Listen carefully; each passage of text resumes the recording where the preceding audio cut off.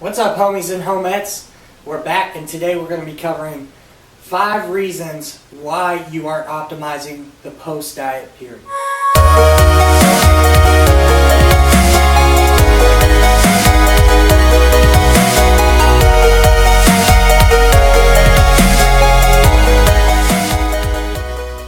Number 1, you're not giving yourself a realistic time frame to diet.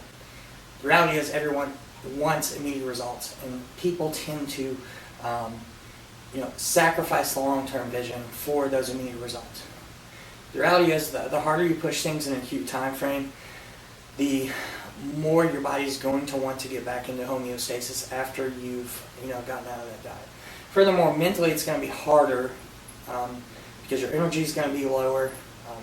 Typically, your hunger typically downregulates, but once you start putting food back in and growing and leptin, those hunger hormones start upregulating and getting into a better spot, your hunger is going to skyrocket. So mentally it's not good during that period because it's very unsustainable. It's very hard to sustain. And then afterwards you're setting yourself up for a big rebound. Now, for contest prep athletes, the reality is that there's times, especially people that need to get real lean, like bodybuilders, physique athletes, there's going to be times where you have to push things. But even in that instance, take the proper time to prep. We have these short preps, 10 weeks, 12 weeks. Take things slow and steady rather than pushing things as hard as possible within a 12-week time frame. And that's unwise for a magnitude of reasons, but also for setting yourself up for a rebound, an uncontrollable rebound after. 2, you are food focused during the diet. And I'm not telling you to not enjoy your food, because that's a big part of life. And you have the opportunity to enjoy food. You should on a daily basis. You should be enjoying what you're eating. With that said, what happens is people get to the point where they're pulled through the diet solely by the thought of food afterwards, rather than being driven by the goal. And those are 2 totally different things as far as enjoying food and then being obsessed with food. You have people that make a list of what they want to eat after their diet, or they even, like prep athletes, will stock their every time they go to the grocery store, they'll get a couple things to eat afterwards. And that's just setting yourself up for failure. You need to be focused on the goal during that period, rather than, again, being pulled by food. 3, you are not reverse dieting. And this is pretty self-explanatory. Things need to be, for the vast majority of individuals, things need to be added in slowly as far as food after a fat loss phase.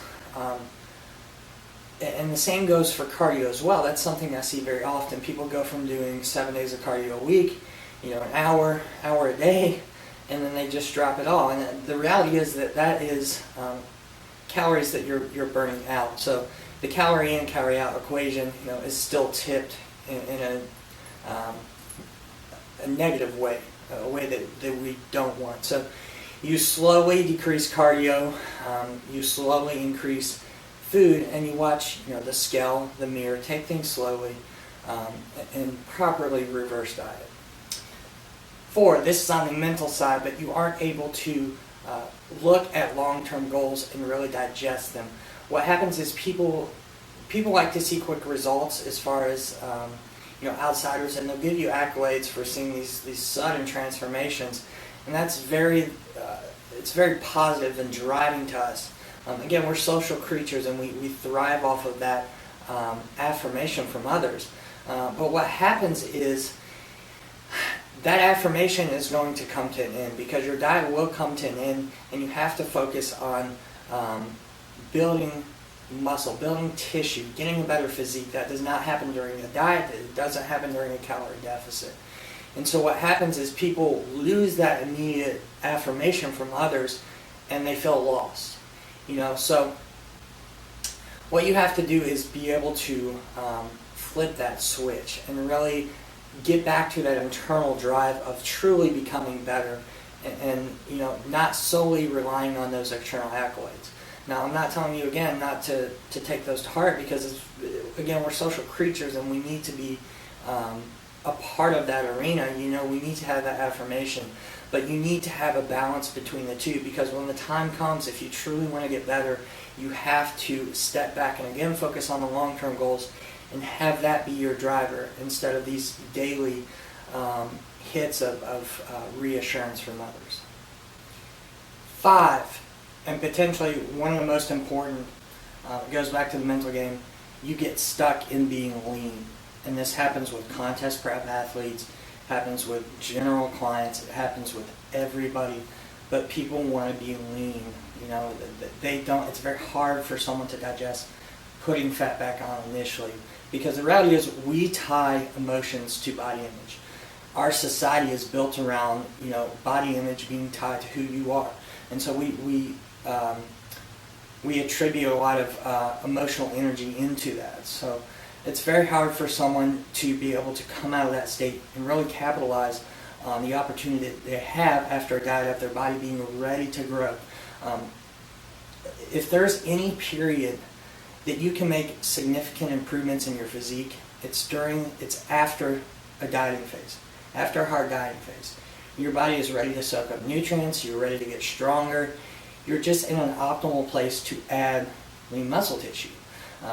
And so, you can either capitalize on that, do a proper reverse diet, minimize fat, maximize metabolism, and really put yourself in a better position, or you can be scared. You can be scared to make progress. You can tie who you are into your body. And when you do that, you negate any opportunity for growth. And there you have it, guys. 5 tips to help optimize the post-diet period. Remember to like, comment, subscribe.